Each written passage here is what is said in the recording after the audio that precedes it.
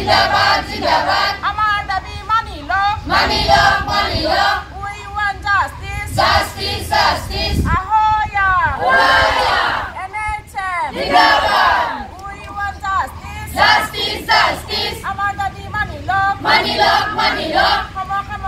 অধিকার দিয়ক অধিকার দিয়ক অধিকার দিয়ক we want justice justice justice আঠুয়া জিন্দাবাদ জিন্দাবাদ জিন্দাবাদ আঠুয়া জিন্দাবাদ জিন্দাবাদ জিন্দাবাদ আমার দাবি মানিলো মানিলো মানিলো ahoya আমি এনএচএম সন্থায় আজি আমি 4:30 পৰা 6:30 আমি কৰ্মবিৰতি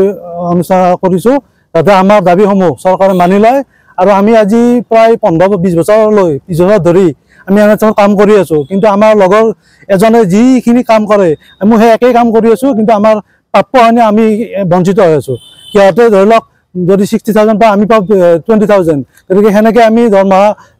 বা আমি মাননি পাই আহিছো গতিকে আমাৰ পৰিয়াল চলাত আমাৰ সংসাৰ চলাত বহুত অসুবিধা হয় গতিকে এইখিনি আমাৰ দাবী চৰকাৰৰ ওচৰত যাতে আমাক সম অধিকাৰ আমি সম অধিকাৰ আমি যেনেকৈ দিব লাগে চৰকাৰে আমাক সেইটো মানি ল'ব লাগে আৰু আমাৰ সেইটোৱে আমাৰ দাবী যাতে আমাৰ আৰু আমাৰ যিখিনি আমাৰ এতিয়া আমাৰ চিষ্টা বাধ্য হওক বা আমাৰ বয়স আহি গৈ যায় আছে এতিয়া আমাৰ ল'ৰা ছোৱালী আমাৰ ডাঙৰ হৈ আহি আছে আমি স্কুলত পঢ়িব পৰা নাই হেৰি দিব পৰা নাই প্ৰাইভেট স্কুলত বা হেৰি পঢ়িব পৰা নাই কিন্তু আমাৰ লগৰ যিজন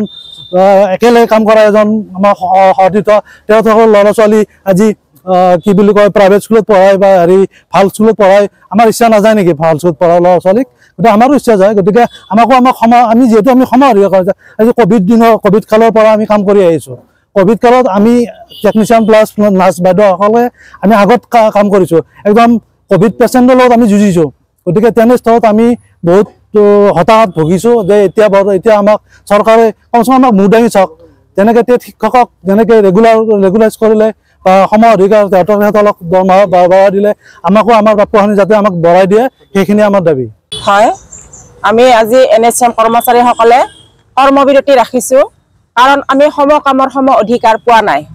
আমি 2005 চনৰ পৰা আমি ইয়াত কাম কৰি আছোঁ আমি দুজনীকৈ ধৰক